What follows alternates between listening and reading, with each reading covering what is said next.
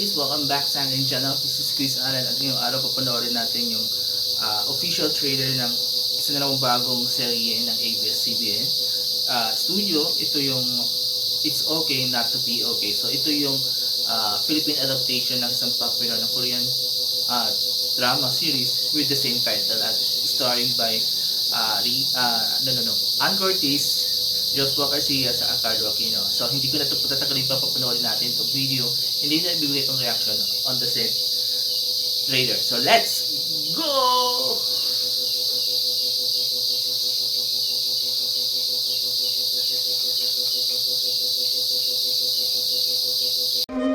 Marami sa atin, hirap magpakatotoo. And these stories serve as a reminder of our reality. True love is an illusion.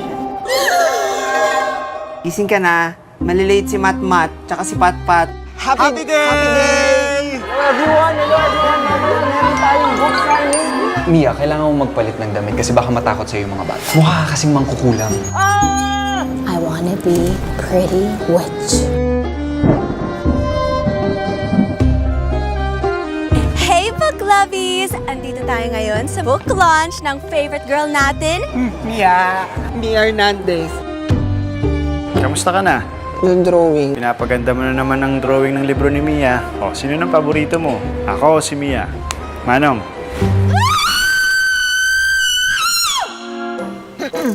Ang husay ni Mia, no? It's giving Broadway. Isang batang lalaki ang nagising. Dinalaw kasi siya ni Batibat, ang espiritu ng mga pangungot na nagbabalik ng mga alaala niyang kinalimutang pilit. It's you, right? Hindi mo ko kilala. Do you believe in destiny? Mukhang yung universe na talaga may gusto magkita kayo. Hey, you're here. Paano kung sabihin ko sa'yo na ikaw ang dahilan kung bakit ako nandito? Bakit? Dahil sa mga mata mo.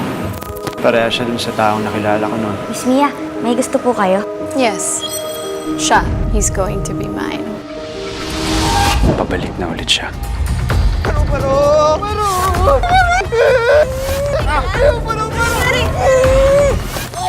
Hirap talaga bigyan ng hustisya ng nanay mo.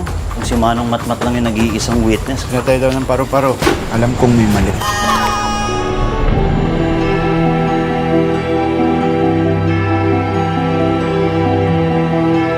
I want you to be my safety net. Ikaw ang pipigil sa akin kapag feeling ko sasabog na ako. Hindi ako interesado. Stay with me! Tigilan mo na ako, pati ang kapatid ko. Dahil kakaiba ka, sarili mo lang ang pwedeng magpahalaga sa'yo. See, I told you, destiny finds us. Di minamahal ang magkagaya mo, isang halimaw. Opo, Mama.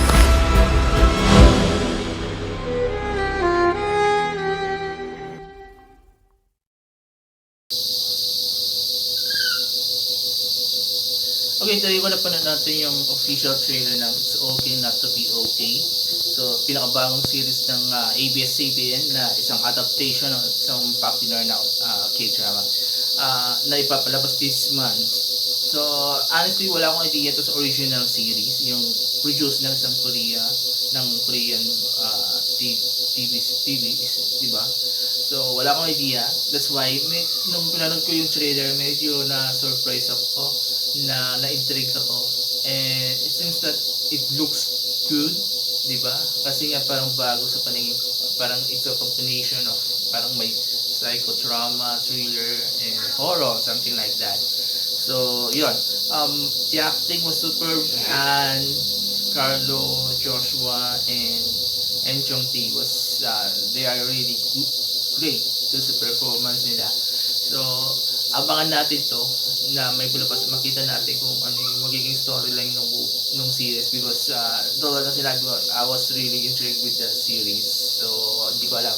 Diba? So, let's see. Maybe this is one of the best series ngayon ng ABS-CBN after yung Dirty Linen.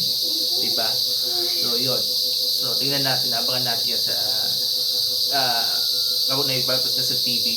And also, I also like yung how they take yung bawat scenes, yung mga camera angles, diba, na it's not typical to any local series. So, yun.